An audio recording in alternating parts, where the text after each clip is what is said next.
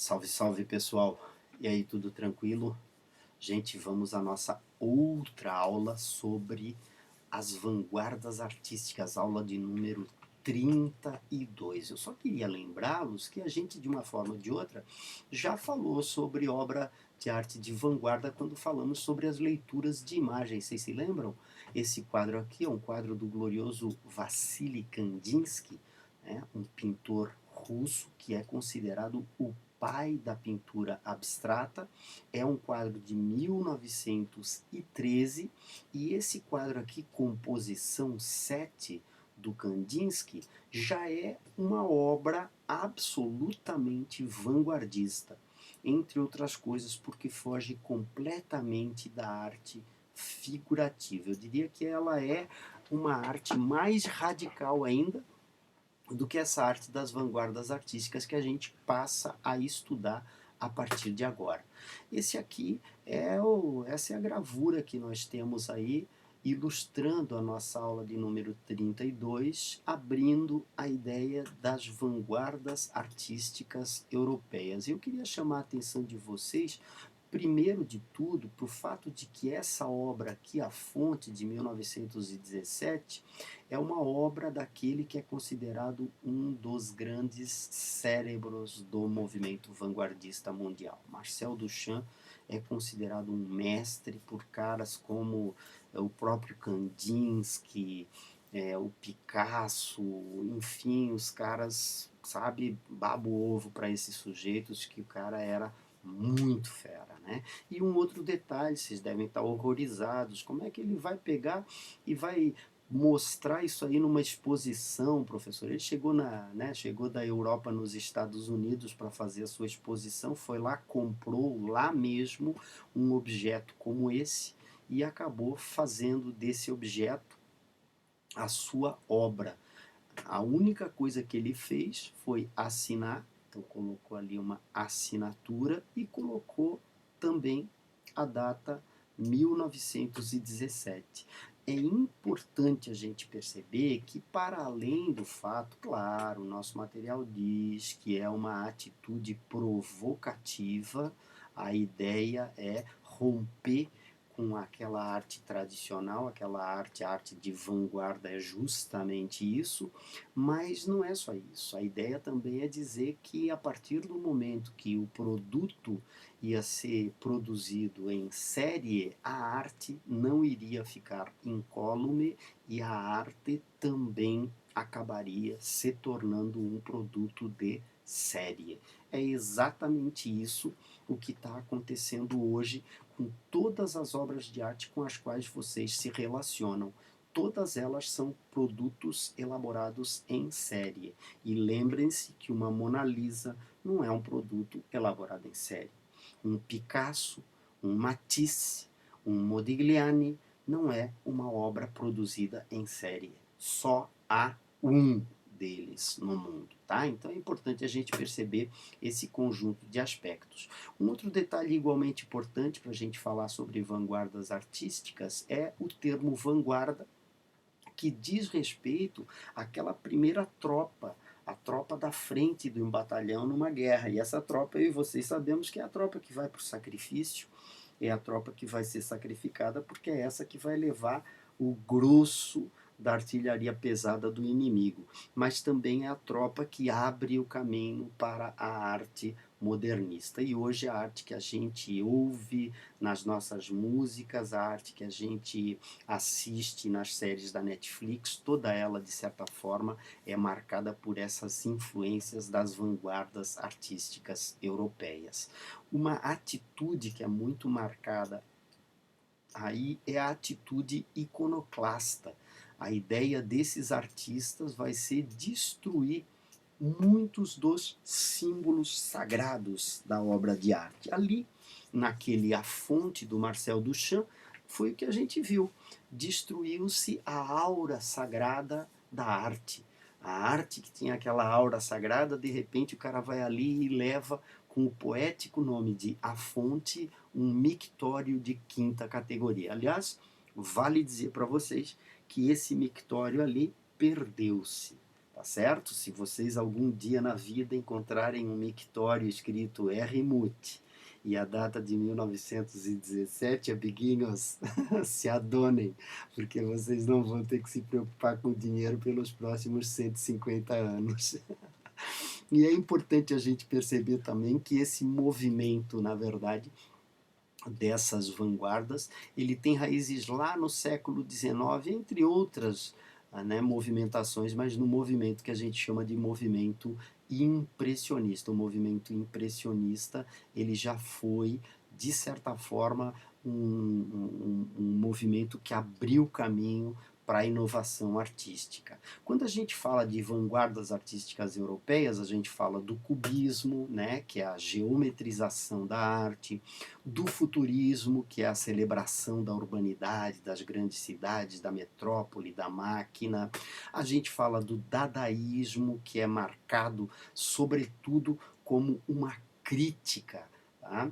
Uma crítica muito grande à ideia de que a arte tinha que ser algo sagrado. Notem que aquela obra ali do Marcel Duchamp, a gente classificaria como uma obra ready-made, ela já veio pronta. E esse fato é um fato muito importante para a gente levar em conta se a gente for pensar que a gente vive em um mundo no qual a arte é produzida em série. Tá certo? O Marcel Duchamp era um dos mestres do ready-made.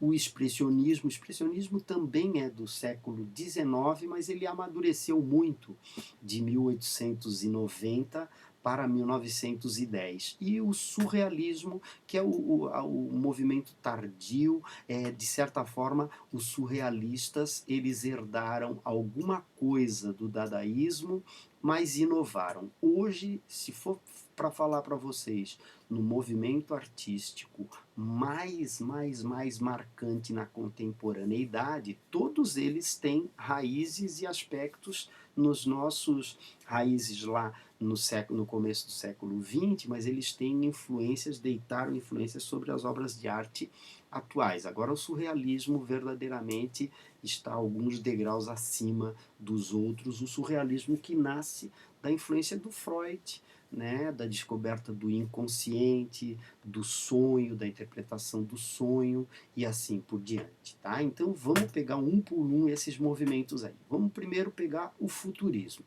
né? O futurismo ele vai fazer a exaltação do homem-máquina. Então, o futurismo, a arte futurista, notem como a arte futurista, gente, toda ela é muito reta, muita linha reta, curvas perfeitas, círculos, tá? E esse é um aspecto igualmente importante. Notem aqui já uma referência aos edifícios que estavam se construindo enlouquecidamente, principalmente aquela arquitetura horrorosa, né? Aqueles caixotão, mas a época era uma coisa assim moderníssima. Tá? Era uma coisa moderníssima, o edifício, aquelas linhas retas, o quadrado, né? Esse aspecto vai ser muito importante para o futurismo. E o futurismo ele defendia, entre outras coisas, a ideia de que a cidade era o espaço da natureza do homem moderno. Então ele exaltava a cidade. Muito frequentemente os poetas futuristas vão fazer poesias celebrando a cidade, celebrando a fábrica, celebrando a fuligem, celebrando o concreto, celebrando a movimentação dos operários e assim por diante. Eles defendiam a destruição dos museus, eles detestavam aquela arte que era a arte tradicional. Eles acusavam, inclusive, o poeta, o escritor fundamental para o futurismo, um sujeito chamado Filippo Marinetti, Filippo Tommaso Marinetti, ele defendia a tese de que a Itália era um verdadeiro cemitério da arte, com os seus museus e aquelas obras espetaculares lá do, né, Davi, os Médici, os palácios, eles consideravam aquilo tudo horroroso e diziam que o novo valor universal, nota que eles elevavam velocidade, pessoal, a um caráter de valor. Tá? Então, o movimento vai ser muito marcado por esse aspecto, que é um aspecto bastante importante. Eu só quero tirar isso aqui, que isso aqui tá errado, gente. Isso aqui não é Les Demoiselles d'Avignon, que eu e vocês conhecemos. Les Demoiselles d'Avignon foi de um outro, tá? Isso aqui não tem nada a ver com Les Demoiselles d'Avignon. Esse quadro aqui, do Umberto Boccioni, de 1911, Visão Simultânea, ó, ele fala bem de uma das ideias do movimento futurista, que é a simultaneidade. Umas coisas vinham por cima das outras, umas coisas vinham marcadas pelas outras. E aí, nesse contexto, a celebração da modernidade, a celebração dessa velocidade, a celebração da vida moderna. Nota que eles elogiavam algo que hoje a gente critica. Por quê, pessoal? Porque esse movimento do futurismo, ele só exaltava a modernidade. Nem mesmo a guerra era criticada pelos futuristas. Os futuristas já achavam que a guerra, na verdade, era uma pequena higiene do mundo, porque dava cabo daqueles que eram os mais fracos. E é importante a gente considerar esse tipo de aspecto, tá? Outra vanguarda igualmente importante é a vanguarda que a gente chama de cubismo. O cubismo, ele vai pregar, entre outras coisas, a ideia da fragmentação geométrica da realidade. Entre outras coisas, querer ver a realidade sob todos os ângulos. E a primeira obra do movimento cubista, agora sim, é essa aqui de 1907, de um cara chamado Picasso, um catalão, um escritor, um pintor espanhol catalão, podia dizer escritor também, porque ele é excepcional, é um artista completo, é um gênio, tá, pessoal? Mas o Picasso, ele vai fazer esse quadro aqui, no qual ele já mistura arte africana, ó, essas máscaras aqui, arte africana, ao mesmo tempo que ele mistura essa arte africana, ele coloca aqui uma natureza morta toda estilizada, a natureza morta, aquelas frutinhas lá e tal, mas tudo estilizado. E a ideia dele, quando fez esse quadro aqui, foi justamente usar de uma maneira absolutamente simples a representação do corpo. Por quê, pessoal? Porque ele queria chamar a atenção para as faces, entre outras coisas, as faces que estavam de frente, mas cuja perspectiva que a gente vê, essa daqui a gente vê só o perfil dela, mas essa aqui, se a gente perceber o nariz, a gente vê que o nariz está em um ângulo diferente do ângulo da face. Por quê? Porque o movimento cubista, ele vai desejar o fim da arte clássica, a ruptura da arte clássica. Ele vai querer demonstrar que toda a arte que se faz, ela é submissa às figuras geométricas. Esse quadro do Braque aqui de 1908, né, Casa em Eustáquio, olha só, gente, a gente só percebe que a casa está aqui, ó, por causa desse formato. Mas é importante a gente perceber que aqui nós não temos condição de saber se são rochas ou se são outras casas. Perceberam? Aqui o verde também todo geometrizado. Hoje é interessante a gente perceber, galera, que hoje o pixel, aquele quadradinho, ele de certa forma, ele atesta a validade do cubismo. Ele de certa forma serve para comprovar como os cubistas estavam corretos. Um outro detalhe igualmente marcante na obra de arte dos caras do cubismo vai ser a quebra da linearidade, né? A ruptura. Então eles não usavam perspectiva, não tinha profundidade os quadros deles, para a ruptura com o passado clássico. Eles quebram a linearidade na medida que não botam umas coisas organizadas com as outras. Às vezes, um braço, por exemplo, ó, esse braço aqui está totalmente deslocado. Ó, como é que a gente não sabe de onde apareceu essa mão aqui? Tá? O rosto aqui, ó, a modelo, ela está virada de costas para nós, mas o rosto dela está numa posição absolutamente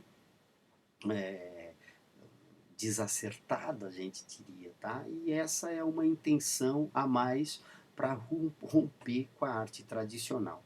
E, por último, não menos importante, o fato de que essas figuras aí, elas representavam 5 prostitutas da Rua d'Avignon, que era a rua onde havia os bordéis. De novo, aquela ideia da iconoclastia, a quebra, a ruptura, o rompimento com aquele caráter sagrado da arte. Entre nós, o Oswald de Andrade foi um poeta que acabou usando bastante o cubismo, entre outras coisas, porque vocês notem que nesse poema aqui, chamado Hípica, Hípica era o clube onde iam os burgueses, os grandes burgueses lá de São Paulo, assistir às corridas de cavalos.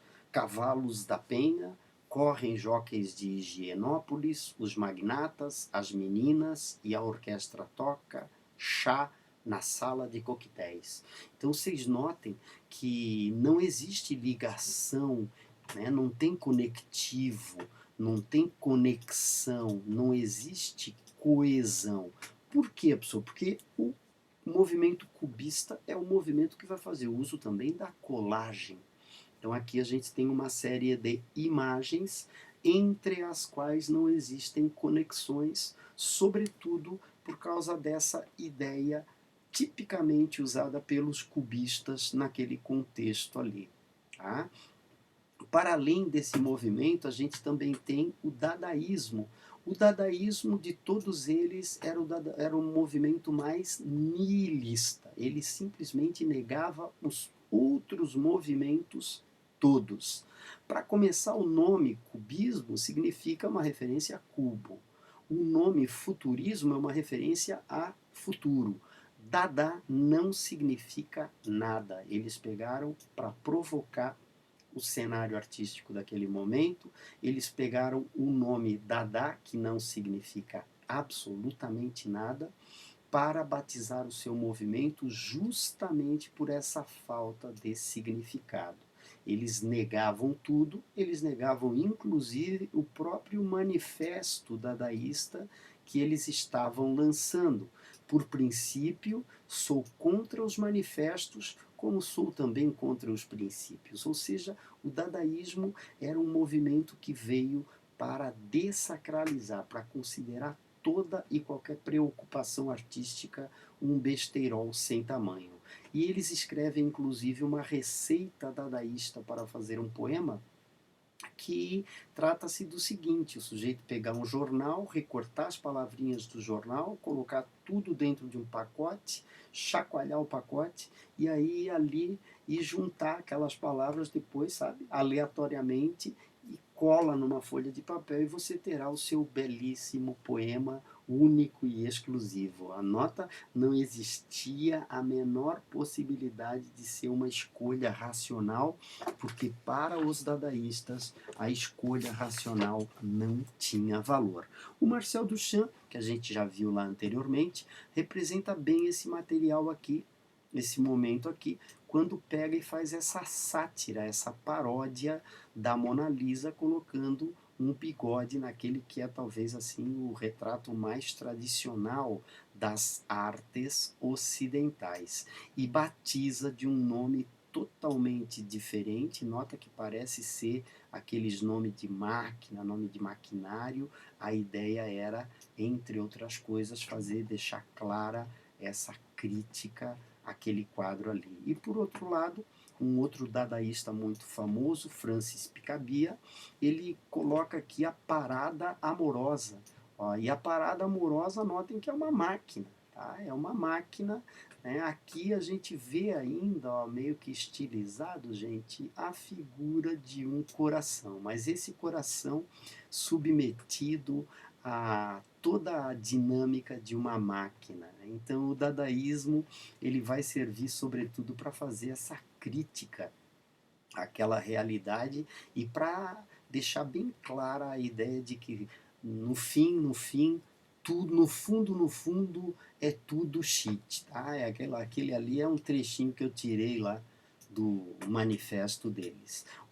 Aqui a gente tem um poema do Oswald de Andrade, que certamente acaba sendo influenciado pela receita de fazer poesia dos autores do dadaísmo, do Manifesto Dadaísta. Tome-se 2 dúzias de beijocas, acrescente-se uma dose de manteiga do desejo, adicione-se 3 gramas de polvilho de ciúme, deite-se 4 colheres de açúcar da melancolia, coloque-se 2 ovos, agite-se com o braço da fatalidade e dê de 2 em 2 horas marcadas no relógio de um ponteiro só. Então, na verdade, essa ideia de uma receita de amor é uma sátira, é uma ironia, aquela ideia de receitas de quaisquer que fossem os modelos de se fazer poesia, mas era uma maneira também de criticar, e criticar bem criticada, a arte mais tradicional. O expressionismo, ele na verdade é um movimento que surge em 1893 com Edvard Munch. Antes, os quadros do Vincent van Gogh, tá, já vão ser quadros expressionistas na última fase do pintor, e aí é importante a gente perceber que o expressionismo é um movimento, eu diria, um movimento assim mais down, mais deprê, marcado pela angústia, pela tristeza, pela melancolia, né? E a ideia de que aquilo que a pessoa vê, na verdade, é determinado por aquilo que ela sente. Traduzindo, a arte é absolutamente subjetiva. Por isso, esse quadro O Grito aqui, em vez de retratar um cara gritando, retrata todo um ambiente absolutamente deformado. Deformado por quê? Deformado, sobretudo, pela ideia de que a angústia do grito acaba deformando tudo que tem ao redor dessa pessoa que está gritando ali, angustiada. Retirantes do Cândido Portinari é um quadro de 1944, mas é um quadro que, como a gente pode perceber, segue os passos do expressionismo do Edvard Munch.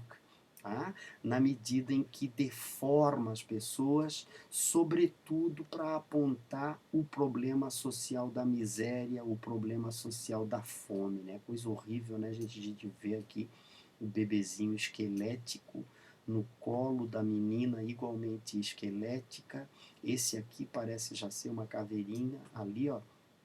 Né? E é importante a gente perceber que nesse contexto, muito frequentemente, as vanguardas artísticas que aconteceram no final do século XIX, princípio do século XX, elas acabaram se estendendo ao longo de todo o século XX. Tá? E tem obra hoje, por exemplo, gurizada, aquele Coringa lá que a gente... Eu acho que é Coringa o nome, né? O Coringa, o filme, eu não sei. Eu cheguei a fazer uma live, mas eu não sei.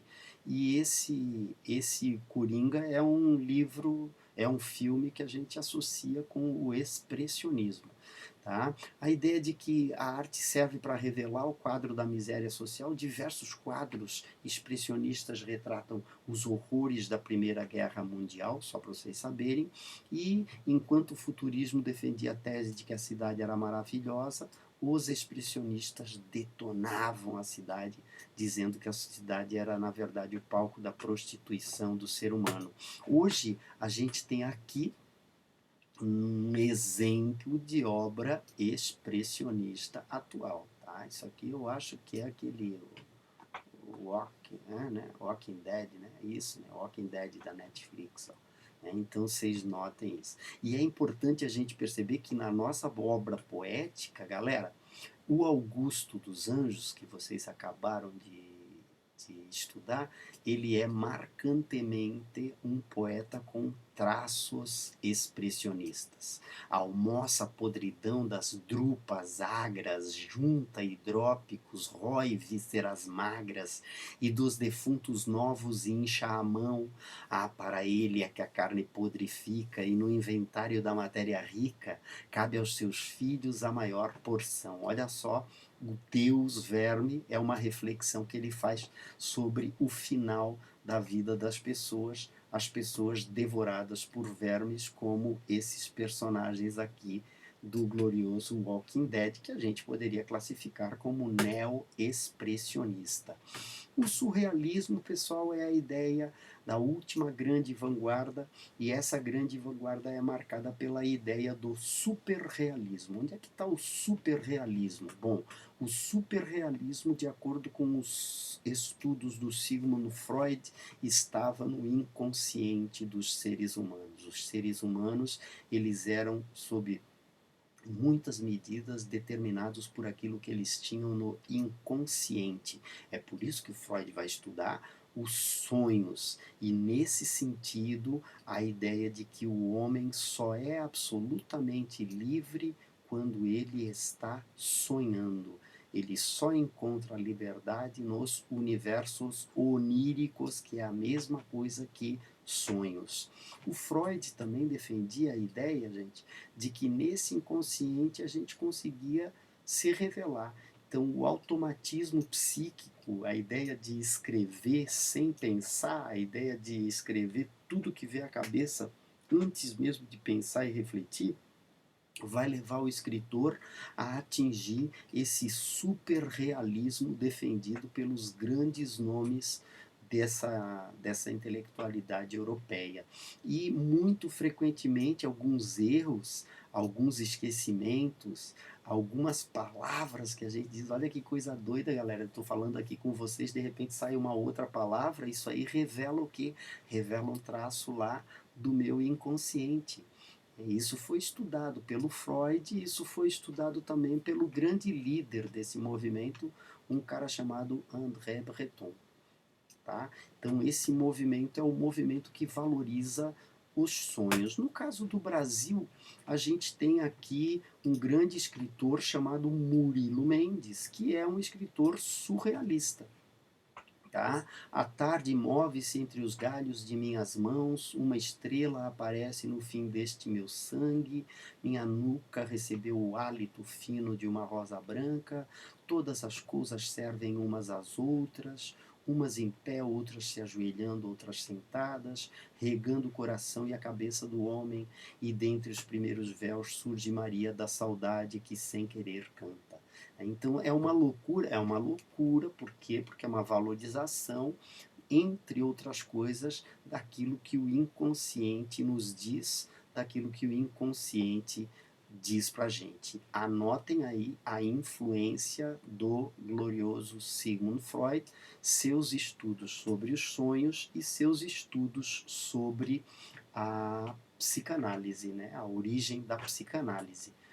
Tá bom, gurizada? Um grande abraço para todos vocês. Obrigado pela atenção, meus queridos, e até a próxima.